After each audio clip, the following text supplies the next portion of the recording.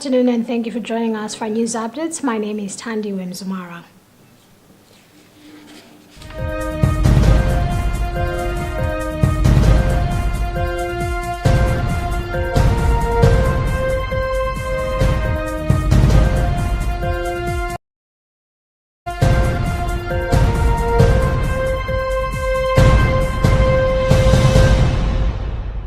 Pope Francis welcomed members of the International Movement of Catholic Students Pax Romana in the Vatican earlier today, Friday, calling on them to always draw closer to the Lord Jesus so that His grace can help transform the world.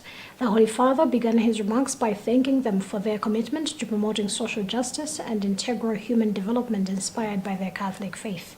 The Pope noted that by fostering a sense of global citizenship and encouraging action at the local level, the movement not only enables young people, The Pope noted that by fostering a sense of global citizenship and encouraging action at the local level, their movement not only enables young people to deepen their understanding of the pressing social issues of our time, but also empowers them to promote impactful changes within their communities, thus serving as an authentic living of the gospel.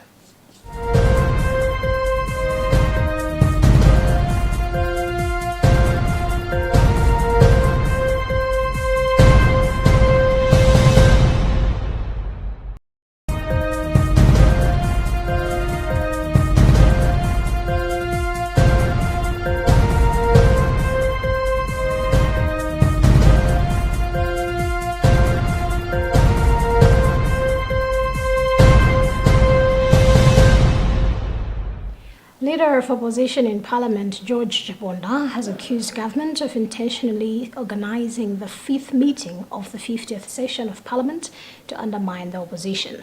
Making his closing remarks as Parliament adjourned sine die, Jabonda directed his critic towards Speaker of Parliament Catherine Kotani-Hara, accusing her of bias in the way she conducted parliamentary duties. He has, among other things, alleged that his petitions, along with those from other opposition members, were ignored, preventing them from addressing critical issues in the House. Jabonda has also highlighted several grievances, including his unanswered request to the Minister of Finance regarding the status of the IMF Extended Credit Facility and the lack of discussion on the preliminary report from German investigators about the tragic plane crash that claimed the life of Vice President Carlos Chilima and 8 others. Jabonda also stated that the current administration has failed Malawians, as demonstrated by the ongoing hunger crisis.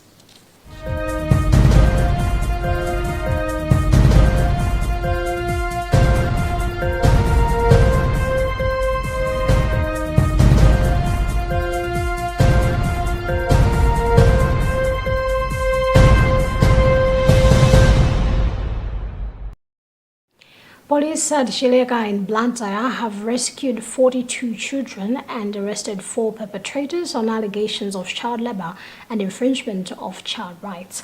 According to Shileka Police publicist Sergeant Jonathan Filippo, they conducted a sweeping operation following an alarming rise in the number of children selling foodstuffs and loitering around the Luntha Trading Center during school days. Filippo says during the operation, 42 children and aged between 9 and 16, both boys and girls, were rescued after being found selling food items around Luntha, and this led to the arrest of 4 perpetrators on child labor-related charges. Police say some of the rescued children have since been relocated to their respective homes after counseling their parents and guardians.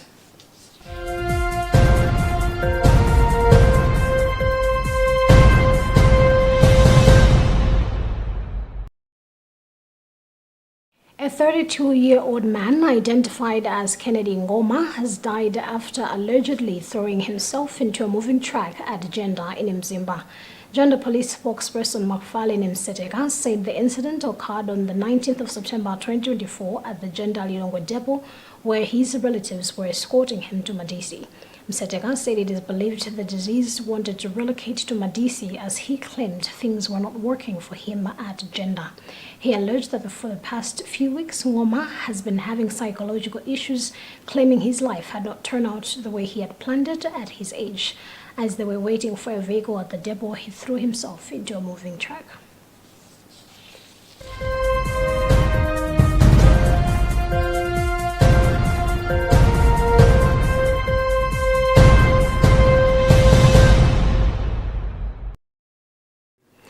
And in other news, former Gabonese President Ali Bongo Ondimba, who was deposed in a coup in August last year, has announced his decision to definitely quit politics, calling for the liberation of his wife and his son Sylvia and Noureddin Bongo and the end of their torture.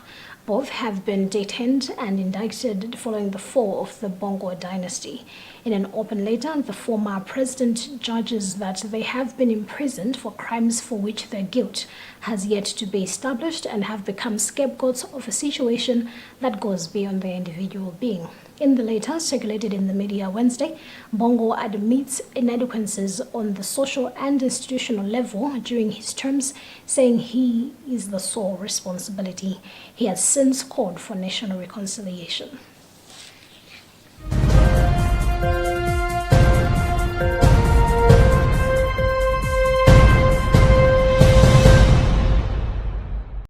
And that's about what we had time for in this